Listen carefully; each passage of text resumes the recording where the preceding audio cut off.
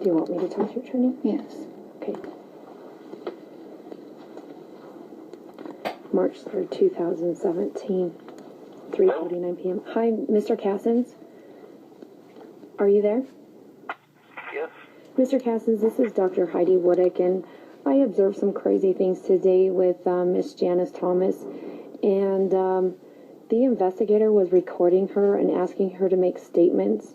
And so I just wanted you to know that that's why she was asking you to go to the meeting with her, because we just contacted him and he was very rude and inappropriate, and he was recording her and trying to incriminate her and making statements. That's why she wanted you to appear at tomorrow's meeting with him, because if he's recording, the DA could subpoena for those recordings, and it could violate her Fifth Amendment right. No, they can't. They It's done. They cannot get those unless I release them. It's attorney work product. Okay, so it wouldn't put her at jeopardy whatsoever. They couldn't get a warrant to get them? No, they cannot. Okay, well, we just wanted to know because she was really scared about that, and she asked me to call you. Okay. All right, thank you for your time.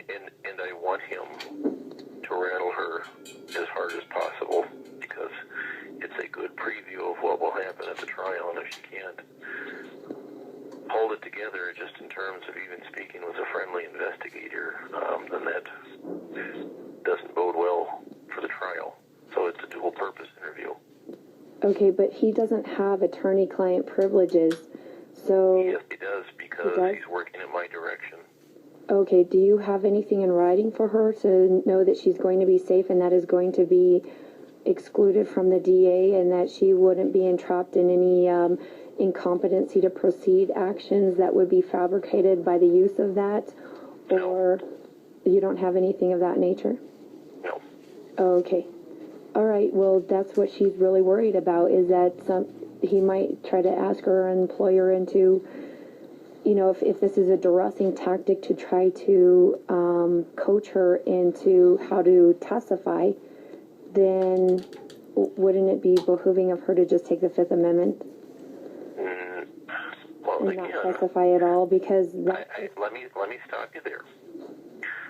We've already had this discussion, and I'm not particularly interested in repeating it. Okay, well, that's fine. You don't have to repeat it. However, can you provide her any legal a letter that this is not going to be used against her and an incompetency, and that this is only an educational tool for tomorrow, that he's directed by you to duress her?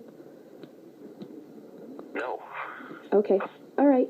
Well, that's all we wanted. That's all she was looking for, is just to make sure that she's protected and that she's safe, and that she could be safe discussing things with him.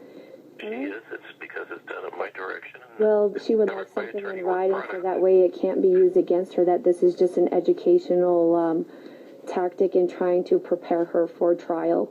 And that's all she would want, is that way she doesn't get her liberties taken, and that she gets put at CMHIP when you're doing an educational training on her. And it's all she's asking for, is just, you know, after everything she's gone through, she just wants to protect herself. This is very serious for her, and she just doesn't want to be locked away unlawfully by she wants to know you're going to protect her. That's the point of this exercise. Okay. Well, we will definitely take that into consideration. Thank you for your time. There is no consideration. She either cooperates with the investigation or my representation is at an end, and there is no in-between and no debate. Was she Mirandaized for that? You better...